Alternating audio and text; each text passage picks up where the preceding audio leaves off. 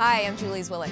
I'm here at La Costa. It's a beautiful, sprawling resort with a golf course, a spa, lots of shopping, and it's also home to the Chopra Center, a place famous for blending the healing arts of the East and modern Western medicine. I'm kind of new to all this stuff, but I'm really excited.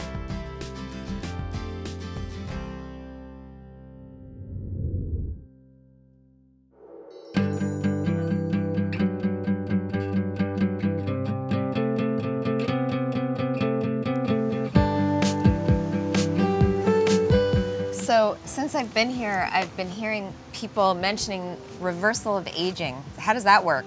Did they tell you I'm 250 years old? No, they didn't tell me. You're looking pretty good.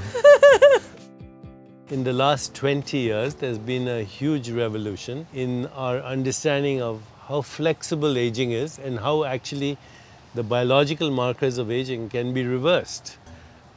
The ways that we practice here, one is changing perception of your body as a field of energy and information, and changing perception of time, but also changing the meaning of aging.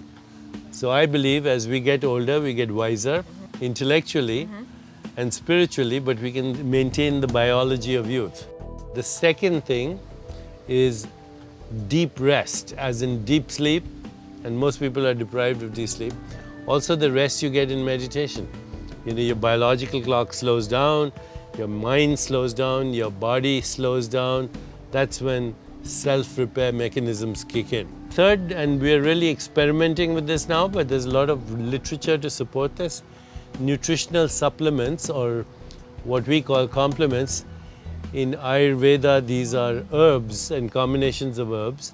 They're called adaptogens, and they adapt your biological response to stress. So they mitigate against some of the stress hormones like cortisol, adrenaline. So that's nutritional complements or supplements. Then the next is exercise. We know that if you keep your body moving, that actually changes the brain, neural structure of the brain, but also it has an effect on the biological markers of aging. Then the next is nutrition targeted to your particular body type, and also nutrition which is natural, food which has lots of life energy. Anything that comes in a can or has a label has no life energy. Then there's mind-body coordination, which is in addition to exercise, which includes yoga, breathing techniques particularly. So you experience your body, mind, spirit, and the world as a single integrated unit. What else? Flexibility. Well, we're talking about not only physical flexibility, which you can get through stretching and yoga and or Pilates and whatever, but flexibility in your consciousness, how adaptable you are. So, because older folks are known to be rigid. Rigid. We grow more rigid. Yes. So every day ask yourself, is there something I can do today that I didn't do yesterday? Then the last two are love, the experience of love. Love in any form will trigger the release in the brain of things like oxytocin, which is the bonding hormone, the love hormone, dopamine, serotonin, opiates. All these are also immunomodulators. They modulate the activity of your immune system.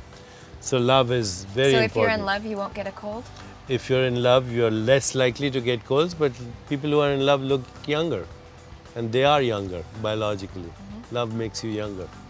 And the last one is just the idea that you're a young person at heart, that there's a part of you that never ages. You're always like a child. So have a youthful attitude to life. I just walked into this center, you know, a couple of days ago. If I wanted to walk away making sure that I was concentrating on one thing to reverse aging, what one thing would you prescribe that I concentrate on? I would say being in love all the time. So I just got sort of an introduction on aging from Deepak, and I asked for the one thing that I should take away from it if I needed to remember one thing, and that was to remain in love. I think I can do that. So this is sandalwood right here. It's very grounding. It smells so good. When you're at your best, health-wise, and in the greatest state of balance, you become the best mom and the best wife. So the question more becomes, how can you not take the time to put these in place?